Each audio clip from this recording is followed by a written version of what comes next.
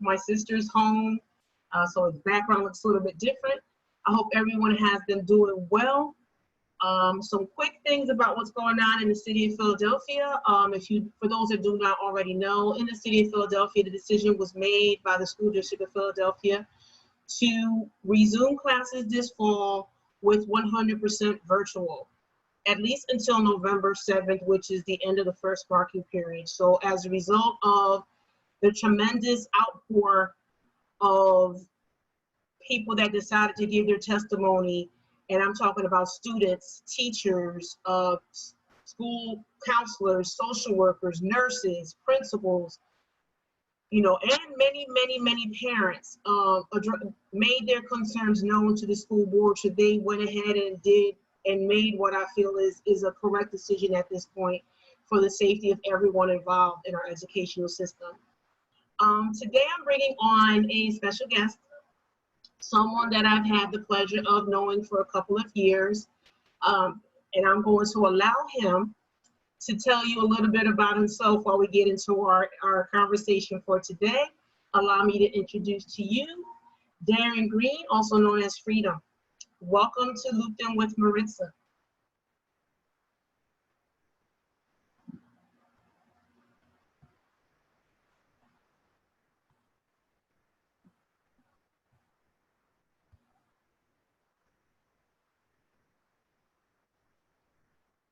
Pardon for the delay, but he'll be coming on shortly.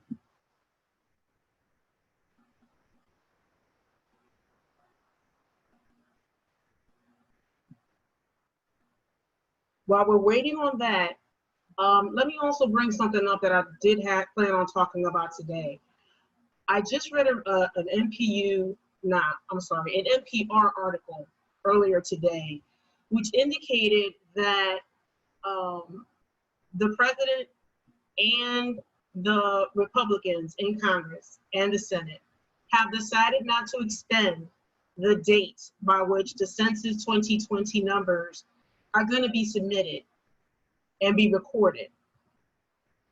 For those of you that have not done your 2020 census, this is what's going to happen as a result.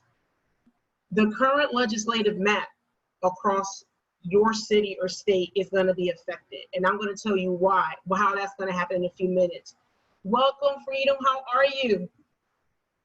I think you may be on. There you go. Welcome. All right. How are you? Took me a minute to get back, but we're here. That's okay. That's okay. How are you doing? I'm well. We're going through a little bit of something here in New Jersey. Power's out. One of our complexes is completely out. So we've been dealing with social services and trying to, meet people where they are in the midst of another storm. Yes. It's always something when you're dealing with impoverished communities. There's always a crisis going on. And our job and role as civilized people is always to be the calm amongst the storm. So for those that do not know you, because I feel that I've gotten to know you pretty well, please tell our viewing audience, who is Freedom? I'm one of the true and livings, one of the law's finest. And I utilize the role and my responsibility. The law always taught us to, to impact, to teach, to speak into the people. So having knowledge of self, I use that in my gift for speaking. I'm an empowerment speaker, a social content speaker, subject content speaker rather. So I speak in schools, universities, anywhere where there's a space at where knowledge needs to be taught. But the goal and role of what I do is to not make people look at or listen to me, but to find within the circumference of themselves their best selves and begin to develop that on a daily basis so that they move from being trained and indoctrinated to being a liability to be empowered to leave a legacy. So it doesn't matter whom I'm talking to, that's what's going to happen. Politically, I ran for mayor 2 years ago. We're laying the groundwork to do that again. In another 2 years, we're going to win. And then we're going to move and change the trajectory of this capital city from being trifling to being triumphant. It's really just that simple. Okay. Talk to me about Boyd. Boyd is a male and female mentoring program. We usually go from the age of 9 up. There is no cutoff. We have babies who are in college now, and we stay with them essentially for the rest of our lives. We teach, in essence, critical thought. We teach Black history in a way where it's not being taught in schools. They are learned and taught to find and define their purpose, to build lives that are purposeful. We teach community engagement. We teach civics. Essentially, we teach all of the things that the school does not teach. Because, again, we have to always remember the school is rooted in a state-based curriculum. And no one wants to talk about it, but that curriculum is rooted in capitalism. Capitalism finds itself to be producing two people, people and property. And those who are controlled, confined, and moved around are property. And our babies are never taught to be amazing people. And therefore, in our program, we teach the world around them, but to find their place and purpose in that world and to live in such a way where they're epic in doing all that they do, not just for themselves, but for the people around them. And as James Baldwin says, for those coming behind us. And that is a wonderful program. You know that I tried to get you into one of the schools in Camden. But you know, we're gonna keep on trying because it's a worthwhile venture. It absolutely is. It's needed. It's needed because when you, and I mean, I'm saying this because we get into school, most of our babies, black and brown, see school formality or social dynamic where they can come and interact with their peers. All of that is the reality of educating and empowering themselves, and they will be just over broke instead of building independent careers where they find, like you and I, what we do is what we love. So when we show up each day, it's not work. It's an extension of who we are, and we get compensated for it. And that's really what you want them to learn and do, because most of the babies whom I speak to and talk to, they hate and resent school. And if you feel like that when you get there all day long, your thought process is predicated upon getting away from what you really need the most of. Absolutely, absolutely. There's another program that I saw in your wonderful bio, where Block to the Boardroom. Please explain to folks that do not understand what Block to the Boardroom is about. Yeah. Block to the Boardroom was my big brother. It is my big brother.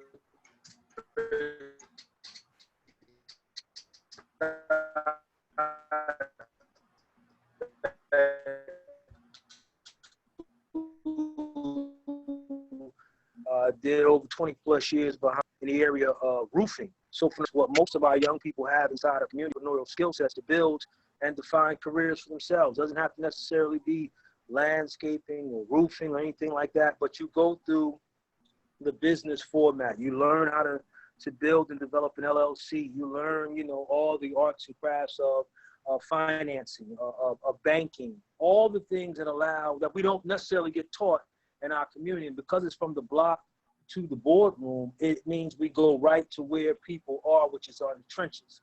Far too many of our young people are infatuated or really indoctrinated to think that the only way they can build a life for themselves is through the streets, crime and criminal behavior. And that's because most of the examples they interact a lot of times come from that element. But what we say and do is, here are opportunities and avenues where if you pick up, as the law taught, a skill, a vocation, a trade, you have the capacity and the reality to go anywhere. You can travel all 196,940,000 square miles of this planet and have the ability to cut hair somewhere or do carpentry somewhere or whatever it is, as long as you're not just aligned with the skill, but also the business program and format to be able to build a sustainable way of life in the area of expertise that you're birthed into. What I find with far too many black and brown businesses, and this is something I'm going to focus on as mayor, my economic development director will work with the small business community, because you walk into a lot of small businesses and they don't have a business plan. So like you just started up, you just going to just do what you want to. And success and failure are by design. And from the block to the boardroom gives you a structural format to build a success plan that will be sustainable for you and others around you. And it starts right in the trenches and gives you a path to the boardroom, because a lot of times we think that we're not for the boardroom or the boardroom isn't for us. I always say, why not us? Tell me how, because you have your hand on the pulse. Right. Of what the young people are thinking about and going through in Trenton during this time of COVID. Right. How do they feel Has the decision been made yet for Trenton as far as what's going to happen when they start school up again? Are they going to be doing hybrid or virtual? Yeah, they're going to do virtual, and then they're going to work to see, like most of you guys are doing, after a few months, they're going to reevaluate and try to come back at least 2 days out of the week, see how that goes. But again, this virus is the common denominator. Until we master the science of this virus and deal with it and be able to control it, meaning everybody doing what they're supposed to do to create and cultivate and sustain a safe and secure environment, then you're not going to be able to learn. Because, I mean, they've shown pictures of schools opening, and you've got packed hallways. So, you know, again, how are you going to deal with the dynamic of that? I think the other piece to your question originally is why it's so important to empower, to educate, and to elevate young people to be the, you know, knowledge degree goes into us being the maker and owner. And that's really what I teach and cultivate when I teach in classrooms. You need to be the maker and owner of not only your reality, but your destiny, your community, everything around you. So when we start talking to young people about coming back to school and dealing with the dynamic of where they are, we have to first shut our mouths and listen. One of my greatest tools is walking up on young people, and after I engage and ask them how they're doing, I listen. And when they talk to me about what it is they desire to be, or what they desire to do, or what they'd like to have be done, I then challenge them to say, well, what are you committed to doing to make that happen? Because the other component is many of us in our communities want to be saviors. We can't save anyone, but we can empower everyone to save themselves by being a walking illustration of what salvation is. So it's absolutely essential that when we talk to them, we empower them to be the makers and owners of what they want. So you want after-school programming, or you want safe spaces, or you want libraries in place. Then let's begin to study, look at, and understand how those things were taken away, so we can begin to put ourselves into a position to bring them back and be able to sustain them. It may, like for instance here, we had a library for every ward. That is no longer financially sustainable. So you have to now begin to say, and I teach on this, that we have to create one for each of the 2 wards on all 4 sides of town, so we can at least still have that service in place, but not to the degree we had it before, because what once worked will no longer works now based on economics. But the bigger piece in terms of civics is teaching them that because you say to hell with politics, to hell with voting, to hell with civic participation, that is why the funding is immediately cut in the areas you live in, because you've given up on your voice. Without no voice, then it's silence. If there's silence sitting in that geographical area, then those who are the political people in that area will say, well, there's nobody talking over there. No need to put resources, economics, empowerment there. And you end up cutting off your own power source, because you go through the old adage of that doesn't matter, that doesn't work. Again, people are hateful of Trump, but I think Trump was exactly what we needed to see just how bad things can be and go if we're not at the footprint or at the foundation of making sure our elected officials are not only able and qualified to bring good government, but good governance. And again, like I say to people, I'm not a Biden fan. He wasn't my first pick, but I know for a fact he will be able to bring competency back to that position. But more importantly, he will be able to bring the governing agencies back to a place where they're running effective and efficiently. And that's really what you want. And I'll lastly close with this. When we begin to look at the young people in our community, we have to stop telling them to hope for change, to wish for change, but rather they have to become the change agent themselves. And that means learning how to become the elected official, learning how to become the school board member, learning how to become the zoning board member, so that you begin to put yourself into a position to make decisions that change the conditions of everything you see, but more importantly, the things that you desire. What better role than to be a part of the school district and making those decisions that allow the district to move in a more proficient and effective way? But you can't do that from the sideline. You have to become an active and engaging individual. And it's a process for you to do that, and it's not that hard. But if nobody has taught you how that process works, then you always see yourself to be unqualified. It feeds into what Baldwin says, this is the greatest lie ever told, that we aren't worth anything, that we are deficient. And really we have to understand that what we see and what we go through isn't really a product of our inferiority, but rather the historical inhumanity of the people who oppressed us. Absolutely. I mean, the what I always try to encourage people and tell them is that sense of apathy that it is not going to matter whether I do or I don't is so wrong. Their voices are needed. Right. Their voices are constantly needed, no matter what. Make that noise. Make people uncomfortable in their comfortability. Right. You know, and they can see you have to, you have to shake it up.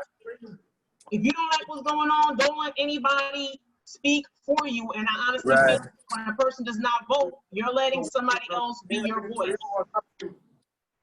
Yeah, no, you're absolutely right. I think part of that is a cultural context that's taught in our communities, but then the other part is you again have to remember we are products or extensions of the system that is rooted in capitalism. And see, people don't like to have that conversation because then it deals with the deeply rooted conversation of white supremacy, privilege. And if you're not a part of that particular area or part of that particular population, then you're on the other side of the spectrum, which means you're being conditioned to be subservient. You're conditioned to sit, wait, and watch. No, you have to become qualified to be and shape and move all things in the plight and path that you want them to. That has to be what we teach in our schools, but more important, what we teach in our homes. And then we have to be living examples of that in our community. If young people don't see you being the change, why would they give thought to doing the same? And this is why the voices of young people are so important. Mm-hmm. What have they been telling you regarding, this decision, to stay at home for more time? Because I have a teenager, and she is frustrated. She was upset by the decision to stay at home. She understands the safety issue, but like every other young person, she wants to be able to, feel free to be outside with her peers and hang out and do things together as any other teenager would. But then what scares me too is the level of violence that's been happening in Philly and in Trenton and, other urban cities where out of frustration, a lot of our young people are continuing to be violent, are continuing to hurt each other.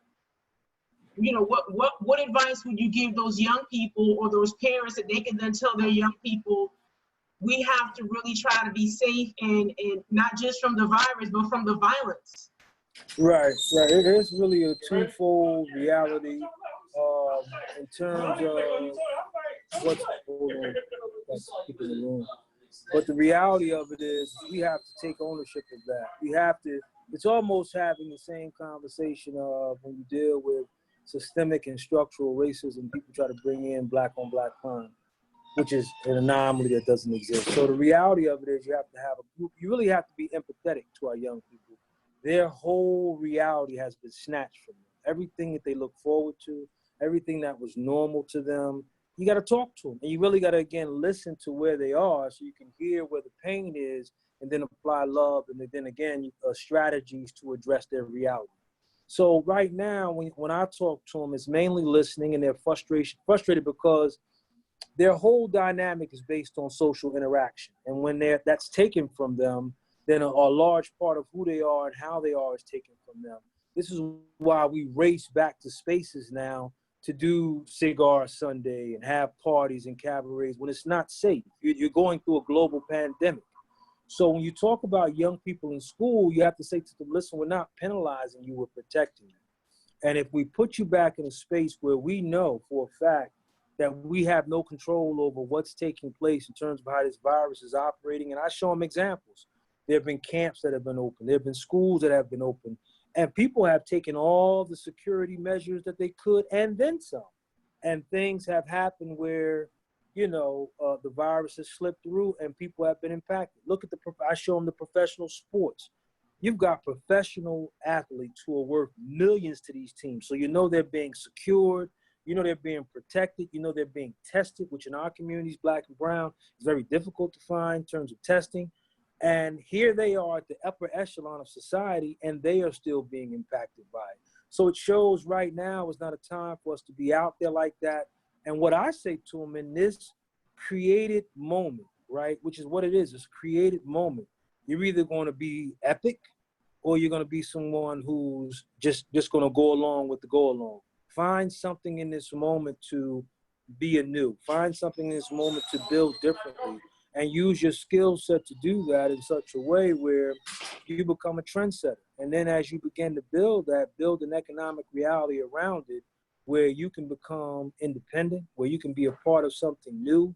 Because I always say once tragedy happens, there's always an opportunity for something amazing to happen.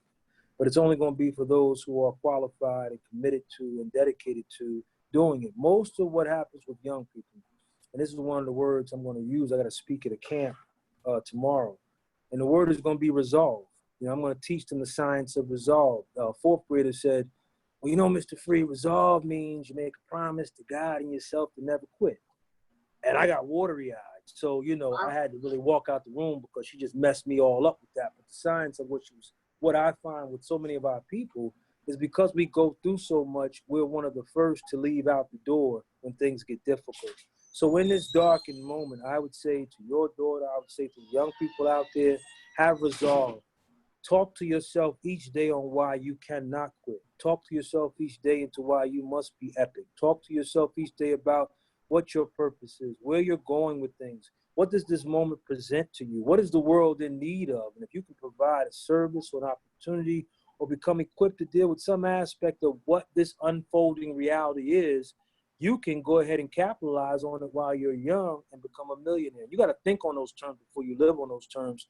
And that's the way I really talk to young people so that they don't sit, wait, and watch, but rather sit, prepare, and develop whatever is needed to move forward. There's a phenomenal opportunity in this virus. I don't know what it looks like. I don't know what it is. The people are saying, well, I can't wait till things go back to what they, no, you're never going to go back. This is the new norm. And it's going to advance itself in different ways. And anybody that thinks you're going to go back to the way things were, you're fooling yourself. So developing right from where you are to building right to where you want to be is a prime opportunity for you to take ownership of your reality. Will you be, due to the current situation, are you going to be able to hold your board sessions with the young people, or are you looking for a space, or are you going to do it virtually? He's been doing it virtually because of, again, the virus, and, you know, you're unable, I mean, it's just unsafe. We can go in there and wipe the spaces down. We have 4 classrooms. We could do the testing. We could do the masks. Well, you know, we had an event here the other day where we were opening up application process for 77 new units. And I had to engage, you know, and interact with all the applicants while they were coming in, making sure they had their mask on, making sure we were doing social distancing. I'm 50 years old, right? So I'm disciplined, but I was aggravated as hell wearing that mask all day. And the first thing I thought about is, man, them babies not gonna keep the mask on in them schools, you know what I mean? Because I'm grown and I was aggravated. So, you know, you have to look at the dynamic of the reality you're in. And right now, them going up in that school, they're gonna take the mask off. They're not gonna social distance. And it's a, you know, and we have to say that to them so that they can look at themselves. Because whenever you can see yourself doing what you do, it makes it more palatable for you to be able to discipline yourself to do what you need to do. So like right now, I'm not able to do speaking events unless it's Zoom or like we're doing now. You know, I'm not able to go into classrooms like that. But there's a camp that I'm going to, has about 4 students, and I'm just going to be speaking in terms of a morning empowerment. But I'm going to have my mask on. They're going to have their mask on. There's going to be social distancing. It's going to be isolated. But it's just too difficult right now when you talk about the public school system and all that it entails in terms of the population. And the other piece is just the economic reality, which is what I teach real hard. Like I say to the babies, okay, you have this amount of students in your class normally, right? So if we know now we can't have that amount of students, that means we're going to have to create other spaces. Other spaces require other teachers, other resources. And where's that money going to come from? So what I do is teach them that they're not being punished or penalized, but rather they're being protected. And here's the reasons why. You know, a lot of our school, like I do all the middle school graduations, and the classroom, or rather the auditorium I speak in, or generally the gym I speak in, it's over 100 degrees in there because most of those schools don't have air. Yes. So when you talk about going back to those schools in this kind of environment, is that really what you want to do? So you want to be hot over 100 degrees and have a mask on? Yeah, okay, right. So, you know, those things are self-defeating. And once you let people see what they're really up against, sometimes the science of it allows them to see that it's not best for them. Yes. So tell me if you're comfortable speaking about this, because I read a post that you put about schools in Trenton and what's going on there with the Board of Education and the person that resigned. Oh, yeah. You know, respect and salute to interim Superintendent Lee. Amazing brother. Had a personal issue where he had to resign the position. But the interview process was no longer than a year ago. So you know who came in second. The person who came in second is the principal at our high school, Principal Hope Grant. So if you've already interviewed, she came in second, the person who came in first is no longer in that position, this is a no-brainer. So part of what we're up against and where I'm from is, pardon me, That's okay. is you have a historical reality of misogyny, and nobody wants to deal with that. So women are always seen as inadequate, inferior, not capable or qualified to lead. And that's part of the problem, you know. So I wanted to address that head on, that she's more than competent, more than qualified. Went back to school to get the certification. But the other piece is, and I'm gonna say it because it needs to be said, when you talk amongst Black and brown populations, we oftentimes hate on ourselves. And we see those amongst us go back and do what needs to be done, go back and get the certifications that need to be had to lead. And then when they go through all that sacrifice, we will still find a reason to tell them no. Part of it is the internal hate that we never recover from being enslaved. Part of it is just the internal jealousy some of us have for others. And then part of it is when you come from a small geographical area, whether it's Camden, whether it's Trenton, whether it's Asbury, these spaces and places are small. So the connection is small. The interaction is small. And when you see people who come up in those spaces and qualify themselves to lead, we often never see them as being the person qualified to do that, even if they are. It's something we have to stop doing, because if you don't put people who are of, for, and about that position in that position, then you not only disqualify them, but you send a earth-shattering missile into the soul of all of those who are witnessing this and saying, why should I sacrifice? Why should I go back? Why should I even attempt to lead when every time somebody who goes to lead, they're beaten up in the press, or they're thrown to the side, or there's all kind of excuses made? No, part of my reason for being mayor is to show that someone from the trenches can qualify themselves to be in a political position and be able to take this from the threshold and lead it, whether it's in all areas of social, economic development, being able to have directors who are pristine minds in that particular area of social development, and being able to move the city forward in such a way where within 8 years, I can pack my bags, leaving a team of leaders behind me that can take what I took and move it forward. Because the other thing is, you're not going to be here forever. Yes. And we have to always understand that in all of our work, our number one priority is to produce results. But our second priority is to produce leaders who under our purview who can produce results. Because most of us have gotten caught up and conditioned into lip professing. We can talk all about what needs to be done, but when it comes time to executing and hitting the rubber with the road, then we have a difficult time doing that. So again, the question will be asked years from now, what did we do? Not that what did we talk about? Not what did we meet on, but what did we actually do? What are the tangible things that have been put in play that generations coming behind us can not only look at, but utilize, but be inspired to do even more? You know, what school did we build? What aftercare center did we build? What vocational program did we build? Like one of the things I'm gonna do in City Hall, there's gonna be an office for recidivism. Why? Because we understand that, you know, Ronald Reagan, all what he did against the war on drugs, mandated that most of the Black and brown communities are suffer from addictions and convictions. So you need an office in the midst of where policy is shaped that population is consistently addressed. Not necessarily meaning jobs. It might be counseling. It might be avenues to get their education. It might be just getting them back acclimated into society, you know, so that they're no longer ex-offenders, because they're not ex. Ex means unknown. And once we come there with the knowledge, we make it known. And we know these people. They're often our friends and family members. And if we're not addressing them in such a way where they feel like they can produce, then we know what they're going to go back to. I know I've touched on a whole bunch of stuff. You know how I get. No. Believe me, I understand.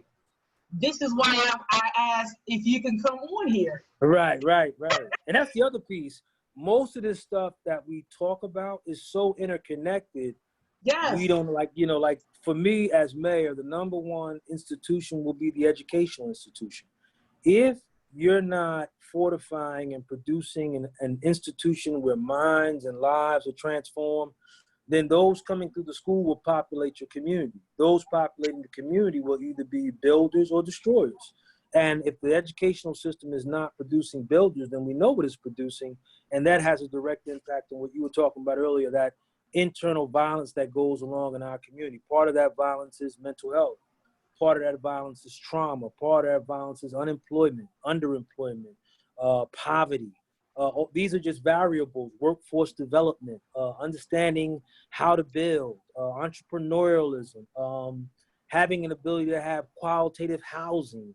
One of the things I actually deal with that we don't deal with enough, lead poisoning is a major variable in our communities. Whether they're babies, our babies are getting it in the paint, they're getting it in the water, and they're getting it from environmental racism, because many of our communities are always plagued with some form of factory or air pollutants that are always placed where we live. So these are just some of the things that we need to be able to look at, acknowledge, educate ourselves, and address in a manner where year-round work is done. Because what I always find and what drew me to politics is we meet, we talk, we exchange ideas during the political season, then we go back to sleep. The work is year-round. When you look at affluent communities, when you look at suburban communities, and I've taken babies to those school board meetings are packed every meeting, not just when a crisis comes, but every meeting, because they're consistently engaged with where things are going and what their role is on making them go there. And that's just a different mentality that we have to begin to teach in our communities, that we are the makers and owners. And although we have been subjected to hell, we can still build heaven. Absolutely. Education is key. Acquiring knowledge is key. Without establishing that foundation, our future, I don't want our future to be lost. I absolutely don't. Right. If someone wants to reach out to you, how can they do this? This is your time to give us your email information, your board information. I'm gonna give you this platform to do this, sir. Yeah, I'm on Facebook under Darren Green, and then my email is my name, Darren, D-A-R-R-E-N, Green, G-R-E-E-N, 1969@gmail.com. Reach out to me, I connect with you. Whatever it is you're building on, I'll meet you halfway. Absolutely. Free, thank you so much. No doubt. Thanks for having me. This was a pleasure. Yeah. Don't be surprised if I ask you back on again, because I'm starting to do that. People that really resonated with their message, I brought back. You might be on here with another guest, so you guys can, talk. We can all talk and further discuss what is needed to improve our communities. And it's only through people like you and people like me that are getting this word out to many people to let them know, hey, the apathy has to stop. People don't like using the word woke. We have to awaken the people that have been sleeping. The sleeping, the walking dead, as I call them, have to wake up. Things have to change, and we need everyone's support. We need everyone's vote. We need everyone to be in a position to make change and do whatever is necessary to make it better for our children. Thank you so much. If you choose to continue watching, you're welcome to do so. I'm going to say a few more things prior to ending my show. Stay safe. All right, you do the same. I hope your mom and dad are safe as well. I forgot to ask you about them. I'm sorry. Yeah, I'm keeping them quiet and isolated. They're doing well. Thank you for asking. Yes, and that wonderful little boy that you are raising as well. Oh, Give him a hug from me. I will. Thank you. Thank you so much. All right, peace. Peace. Family, again, as I stated earlier, and I'm going to keep on stating this until I turn blue if necessary. If you have not done your census, please do it. There are people making plans, hoping that you don't do it. They are stopping the possibility for what's called enumerators. They're stopping the possibility for someone knocking on your door to ask you, hey, have you done your 2020 census? They're hoping you didn't do it. Why? Because they want to ensure that the numbers are low. They don't want to see any area that has had continued growth in population, in families, in children, in elderly. They don't want to ensure that the legislative map across this country changes. They don't want to say, hey, in this particular city, town, state, in this part of this city, town, or state, the population has grown. So as a result, we need more schools. We need more money towards public transportation. We need more money to help with the infrastructure to make sure that the roads and streets are safe. We need to be able to ensure that schools are built, because we have all these children coming up that were born and they're about to go into kindergarten and there's no money for schools. The schools are overpopulated and too crowded. We need your voice. We need your vote for November. You need to register if you haven't done so. Request your mail-in ballot. Mail it in early. As many of you already know, the government is trying to really minimize the amount of funding that the United States Postal Service is receiving. Many of you know it is taking weeks for you to get your mail. What do you think is going to happen if your ballot is delayed? They're not going to count it. They're not going to wait. That's what they want. So get it done early. Register early. Vote early. Vote for everything, not just for this presidential election. Vote for the school board if you're able to, for those members. Vote for your district attorney. Vote for your judges, sheriffs, police commissioner, anywhere that you are able to physically vote or virtually vote or online vote. Do so. Make your voices heard. Effectuate that change.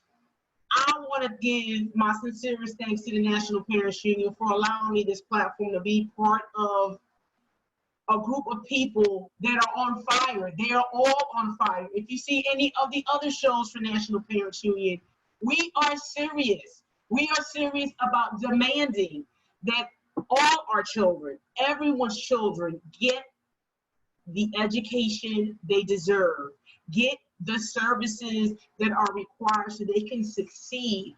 They are our future. We are fighting for them. We are fighting for those that are not able to speak for themselves. We need you to get involved. If you have any questions for us, the email address for the National Parents Union as far as information is info, I-N-F-O, @npunion.org. If you have any questions for me, my email is right here where you see my name, Maritza, M-A-R-I-T-Z-A, @npunion.org. We're going to continue talking about this until we're blue in the face. It's going to happen. We need changes. We need changes now. We want to keep everybody safe, but we also want to make sure that our children are learning. They need to continue to learn in an equitable way. It should not matter where you live. It should not matter how much money you make. Every child deserves education in this country, and a good education in this country. All of our families need to be able to build upon that opportunity that is given to those that are our higher income bracket. Everyone has a right to that. And we're not asking for handouts. We're just asking for what's fair, what we deserve for everyone that's involved. Next week, I'm going to be bringing some young people on, and we're going to be asking, I'm going to be asking them a lot of questions, and you're going to be hearing things from young people that maybe you may not have heard before, but it's going to be a necessary conversation, especially regarding what's been going on with COVID, especially how they feel about politics going on. Although they're not of the age to vote, they still have something to say, and I hope you tune in next week to hear them. I'm very excited about it, and I hope you get excited about it as well. Once again, thank you to National Parents Union for this platform to allow me to speak.